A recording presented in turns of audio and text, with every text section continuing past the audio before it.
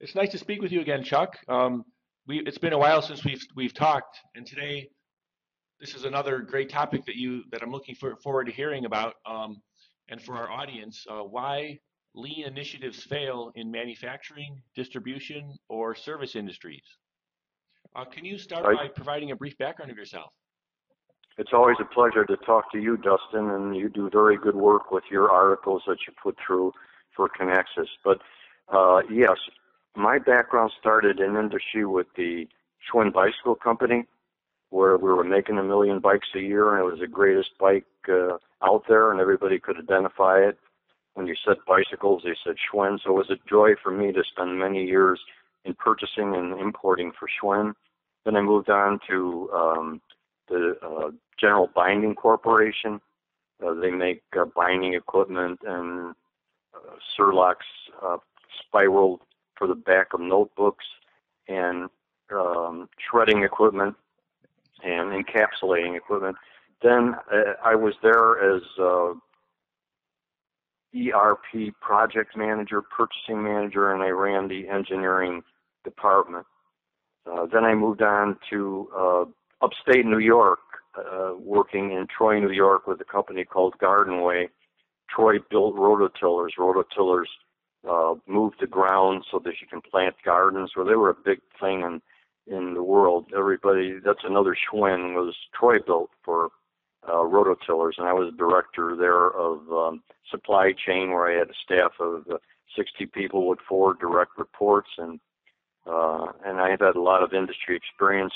After that, I went into consulting, first ERP consulting, then I went on my own business in Michigan doing, believe it or not, every company was having trouble with inventory records accuracy, in that what was on the screen in their computer was not out in the warehouse, and we had to get the two to equal each other. What good is having it on the screen if you don't have it in the warehouse? But I spent a lot of time in that area. So I've been in consulting ever since, doing supply chain, logistics, 3PL, many different types of consulting. And so, why do lean initiatives fail? Basically, people look at it the wrong way. Lean is not a project that a company takes on. Lean is not a set of tools that you use. Lean is a philosophy. It's a new way of doing business. Lean is the elimination of all waste and bringing value to the customer as a definition. But lean is really a paradigm shift.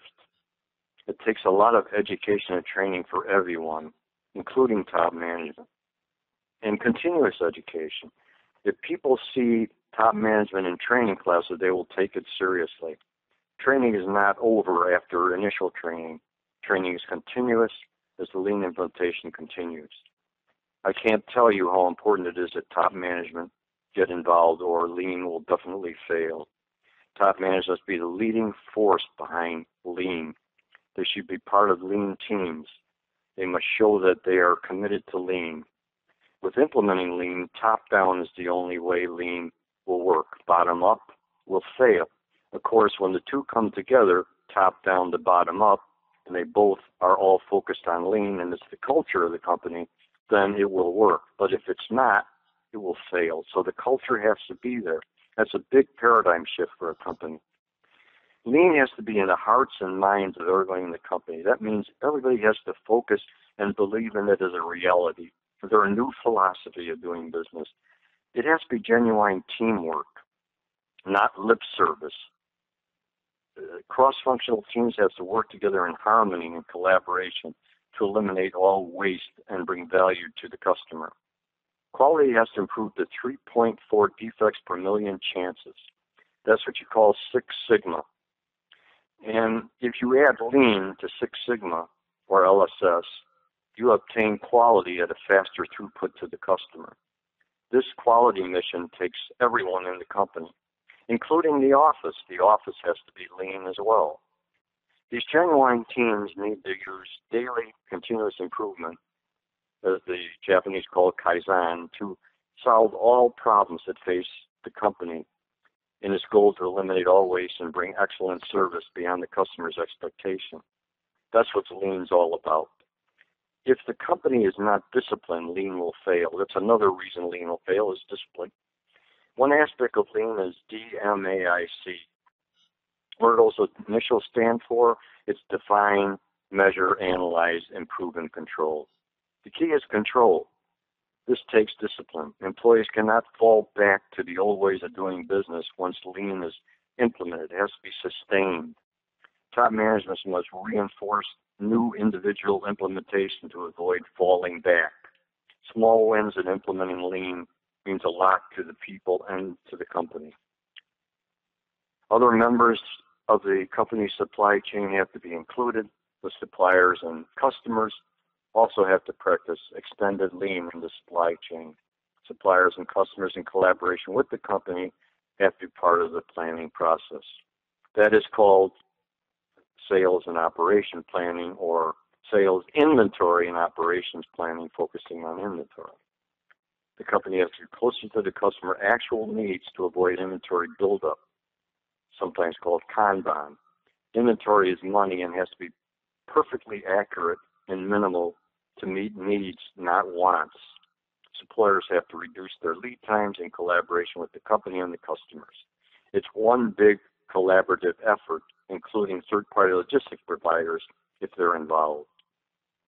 If the company culture is in place, top management is actively leading the way, training is extensive and continuous, genuine teamwork takes place, lean is in the hearts and minds of everyone, you can look next to lean tools. Lean tools are 5S, Kanban, Kaizen, Lean Six Sigma. This implementation of tools is a challenge as well. To implement lean and not fail, all of these things need to be in place. Easy? No way. Lean is a challenge even with the right culture and discipline from everyone, in and outside, extended lean the company. Despite the enormous popularity of lean, the track record for successful implementation of this methodology is spotty at best. Some recent studies say that failure rates for lean programs range between 50 to 95%. The basic reason why implementation of lean fails in most companies boils down to the culture. My name is Chuck Contrary, Dustin, and I thank you for the opportunity to express myself on why lean fails in manufacturing, distribution, and service industries. Thank you. I have one question regarding, I guess it's a big topic, but culture. Any ideas or thoughts on how this culture can be created or sustained and nurtured? Yes, education is critical. People have to understand when they go to class, when they learn the culture and philosophy, to understand the culture and philosophy. It's like going to a philosophy class in college, if it's Nietzsche or Berkeley or Schopenhauer or Jung, and you study these people's philosophy. Lean is the same way. It's another philosophy, as it would have been taught by Spinoza or Jung or Schopenhauer, or any of the main philosophers. They have to study it, they have to understand it, they have to be tested, and they have to practice it every day on the shop floor. That means using the tools of lean with the spirit of the philosophy behind them, that you have to be disciplined and you have to believe in lean as a philosophy through education and training. And thanks for sharing today. It's my pleasure. Thank you for giving me the opportunity, Dustin.